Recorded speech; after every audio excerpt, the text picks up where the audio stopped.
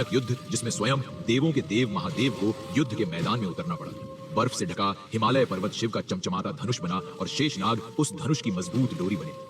आखिर ऐसी क्या नौबत आ गई थी कि पूरी सृष्टि की शक्ति ब्रह्मा, विष्णु और स्वयं महादेव को एक साथ युद्ध के मैदान में उतरना पड़ा। तारकाक्ष, कमलाक्ष और विद्युन्माली की तीनों भाई ब्रह्मा जी को प्रसन्न करने के लिए तपस्या करने लगे। उनकी तपस्या इतनी कठोर और प्रचंड थी कि ब्रह्मा जी प्रसन्न होकर तीनों भाइयों को वरदान मांगने को कहते हैं। उन्होंने ब्रह्मा से ऐसा वरदान प्राप्त किया जिसने उन्हें लगभग अमर ही बना दिया था।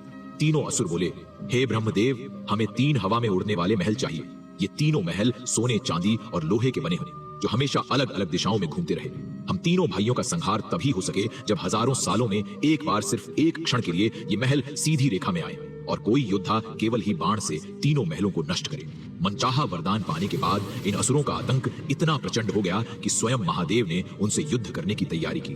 यह कोई साधारण युद्ध नहीं था। इस युद्ध में संपूर्ण पृथ्वी एक दिव्य रथ बनी। सूर्य और चंद्र देव को उस रथ के पहिए बनाकर चारों वेदों को रथ के घोड़ों का रूप दिया। साक्षात ब्रह्मा जी इस रथ के सारथी बने जिसमें भगवान शिव विराजमान थे। हिमालय पर्वत शिव का चमचमाता धनुष और शेषनाग उस धनुष की डोरी बना जिसके बाण की नोक में स्वयं भगवान विष्णु विराजमान थे।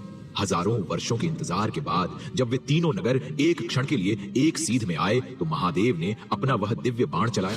उस एक प्रहार ने तीनों नगरों और असुरों के साम्राज्य को भस्म कर दिया। इसी महाविजय के कारण शिव जी को त्रिपुरांतक नाम से जाना जाने लगा। अगर आपको ये कहानी अच्छी लगी था को सब्सक्राइब करके कमेंट में हर हर महादेव जरूर लिखे।